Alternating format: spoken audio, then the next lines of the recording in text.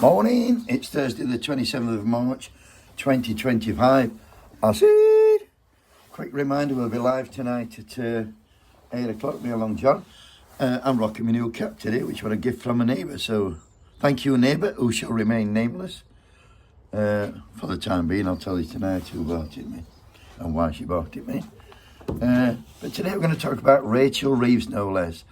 It was spring statement yesterday, and well, you know what, sadly, it's like a continuation of the Tory government, isn't it? Sadly, she doubled down on the cuts to the welfare system. Jeremy Corbyn stood up and he said, like, there's 4.3 million children in poverty. 1.2 million are about to lose their PIP. She's put a huge amount of money into defence. Could she not think for a moment about reversing the decision? This is what she fucking said. I'm not going to make any apologies for putting more money in defence. This Labour government takes defence of our country seriously, and so we should. We are the party that created NATO, and under the leadership of the Labour Party today, we will always defend our country. I'm not going to make any apologies for putting more money into defence.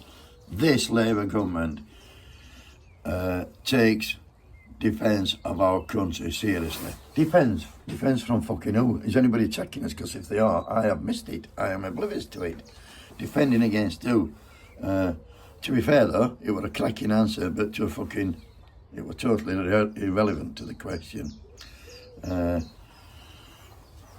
We need defence against this government. They are the ones who are fucking attacking us, especially attacking the poor. And there were a few independents, of which Jeremy Corbyn, Zora Sultan, and Rebecca Long-Bailey, a few spoke hard against it, and the odd Labour MP spoke hard against it, but then probably went on to vote for it. So what's the point of that? But interestingly, the Tories and the Reform MPs, who were actually out on the street supporting the farmers when they're protesting and cost them out to pay their inheritance tax, all them are okay with cuts to the poorest in society. They're all fine by it. They're backed it, in fact. I mean, they were more concerned about fucking domestic economy and how it might affect them in their pockets. They weren't bothered about the fucking poor, the sick and the disabled.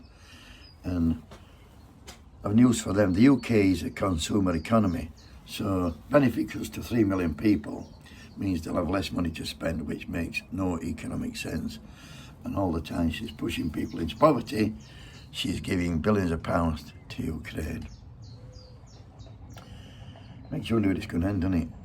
It's actually, I know one Labour MP more evil than Rachel Reeves. This lass is like the fucking modern day Howard Shipman. It's Kim Ledbetter. She cannot fucking wait to kill vulnerable people off. And listen what she said yesterday. Thank you, Mr. Speaker. Would the Prime Minister join me in thanking colleagues from across the House and the excellent clerks and staff who have spent the last few months working on the Assisted Dying Bill Committee? And would he agree with me that if the law is to change on assisted dying, it's extremely important that it is implemented as soon as it is safe and practicable to do so? Can't wait to get that fucking bill through to kill people off, vulnerable people. I've never seen anybody look as fucking enthusiastic about fucking killing vulnerable people off. And I never actually thought I'd be fucking praising any Tory MPs, but Danny Kruger and Rebecca Paul, they've been standing up against this fucking bill, this legalised euthanasia, killing the fucking vulnerable. She's altered goalposts so much, Kim Ledbetter. First you had to have a judge, then you didn't want a judge, then you want no to do with judges. And